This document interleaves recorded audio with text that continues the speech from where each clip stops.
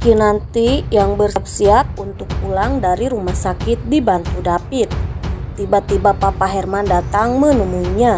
Di rumah sakit, Herman pun mengatakan dengan wajah serius bahwa tuan muda telah menghamili Kesha. Kinanti yang mendengar ucapan papahnya pun menjadi terkejut. Tak hanya Kinanti, David yang mendengarnya pun tampak tidak percaya bahwa bosnya itu dapat melakukan hal seperti itu. Namun Herman terus meyakinkan Kinanti bahwa tuan muda sungguh-sungguh telah menghamili Kesha karena mereka berdua setelah selingkuh. Papa Herman pun mengatakan bahwa tuan muda dan Kesha memang memiliki rencana untuk menghancurkan keluarga Herman. Kinanti pun akhirnya menjadi marah kepada tuan muda. Sedangkan di sisi lain, tuan muda yang tahu bahwa Kinanti sedang bersiap-siap pun akhirnya melajukan mobilnya ke rumah sakit untuk menjemput Kinanti. Namun saat sampai di sana, wajah Kinanti tampak marah pada tuan muda.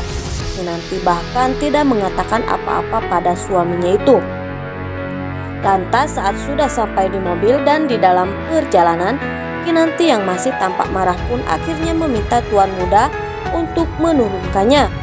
Tuan muda yang mendengar permintaan Kinanti pun akhirnya menjadi bingung dan lantas menanyakan apa yang terjadi pada Kinanti.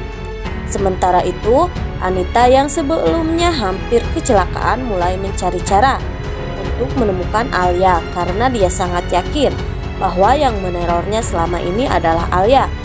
Anita pun kemudian mulai bekerja sama dengan Reno untuk mencari Alia. Tetapi Reno malah meminta ibunya itu untuk melaporkan kejadian-kejadian tersebut kepada polisi. Anita yang mendengar perkataan Reno pun langsung mengatakan bahwa dia tidak bisa karena bisa saja dia yang akan nanti dipenjara. Sedangkan di sisi lain, Kinanti masih nampak berusaha mencari tahu siapa pembunuh ibunya yang sebenarnya.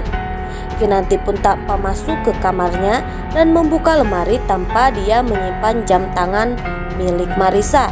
Namun saat dia membuka lemari tersebut, Kinanti tampak terkejut saat jam tangan tersebut sudah tidak ada di tempat yang sudah dia simpan sebelumnya.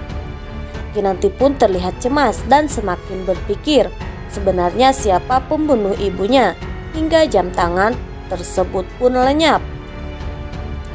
Nah guys, apakah nanti akan terungkap tentang kehamilan Kesha dan apakah nanti akan terungkap siapa pembunuh ibu Kinanti sebenarnya? Dan tentunya apakah akan ketahuan bahwa Amanda adalah Alia?